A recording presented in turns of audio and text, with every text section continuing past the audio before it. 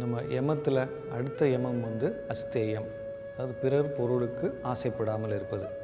இதை நம்ம ப்ராக்டிஸ் பண்ணால் என்ன பலன் கிடைக்கும் அப்படி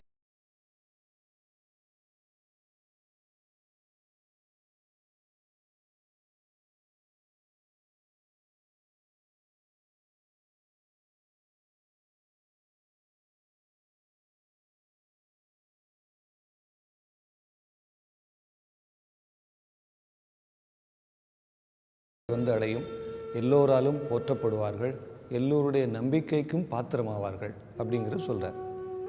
நம்ம உட்கட்டாசனத்தில் இன்றைக்கி சில மாடிஃபிகேஷன்ஸ் பார்க்கலாம். இன்றைக்கி மாடிஃபிகேஷனில் நம்ம உட்கட்டாசனம் பண்ணும்போது வயிற்றுப்பகுதிக்கு ஒரு வேலை நடக்குதுன்னு சொன்னோம்.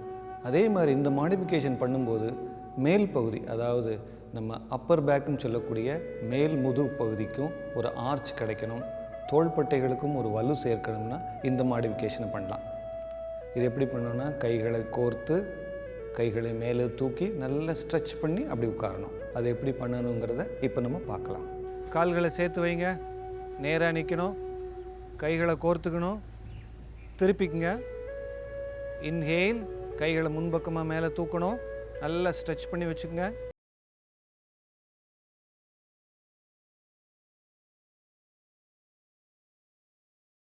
மூச்சு விடும்போது மெதுவாக உட்காரணும், ஃபுல்லாக உட்காருங்க.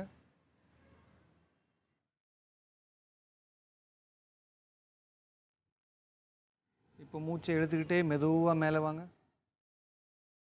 மூச்சை விட்டுக்கிட்டே கைகளை முன்பக்கமாக கீழே கொண்டு வாங்க. இன்னொரு முறை பார்க்கலாம். கால்கள் சேர்ந்த நிலையிலே வச்சுக்கோங்க, கைகளை கோர்த்துக்குங்க, திருப்புங்க, நல்லா ஸ்ட்ரெச் பண்ணிக்கங்க. மூச்சை உள்ளே இழுக்கும் போதே முன்பக்கமாக தூக்கணும் கைகளை.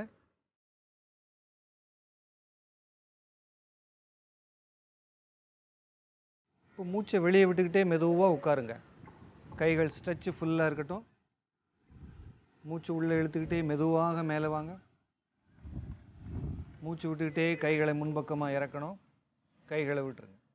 இப்போ நம்ம அடுத்த மாடிஃபிகேஷன் உட்கட்டாசனத்தில் பார்க்க போகிறோம். இது எப்படின்னா, சில பேரால் இந்த ஆசனம் பண்ண முடியும், போக முடியும். இந்த ஆசனத்தில் கையை தூக்கிடுவாங்க, உட்காந்துருவாங்க. ஆனால் அவங்களுக்கு கால்களில் வலு இல்லாமல் இருக்கும் பொழுது அவர்களால் எந்திரிக்க முடியாது. அது ரொம்ப கஷ்டமாக இருக்கும். அதுக்கு என்ன பண்ணலான்னா, ஒரு சேர் இல்லைன்னா செவத்து பக்கத்தில் நின்றுக்கலாம், இல்லைன்னா பால்கனியோ இல்லை ஜன்னலில் இருக்க ஒரு கம்பியை பிடிச்சிட்டு பண்ணலாம். அது எப்படி பண்ணுறதுங்கிறத நம்ம இப்போ பார்க்கலாம். இது பண்ணும்போது திருப்பி வரும்போது நம்மளுடைய பலம் எல்லாமே கைகளுக்கு கொடுத்து தான் மேலே திரும்பி மேலே எழுந்து வரணும். அந்த மாதிரி ஒரு மாடிஃபிகேஷன். சேரை ஹோல்ட் பண்ணிக்கங்க. இப்போ மூச்சை வெளியே விட்டுக்கிட்டே மெதுவாக கீழே உட்காருங்க. இப்போ மூச்சை உள்ளே இழுத்துக்கிட்டே கைகளுடைய பலத்தில் மெதுவாக மேலே வாங்க. இன்னொரு முறை பார்க்கலாம்.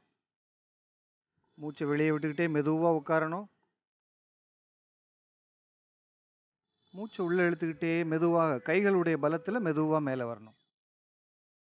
கைகளால் சேரை பிடிச்சிக்குங்க, மெதுவாக உட்காரணும். மூச்சை வெளியே விட்டுக்கிட்டே மெதுவாக உட்காருங்க. இப்போ மூச்சை இழுத்துக்கிட்டே மெதுவாக மேலே வாங்க, கைகளுடைய பலத்தில் மேலே வரணும்.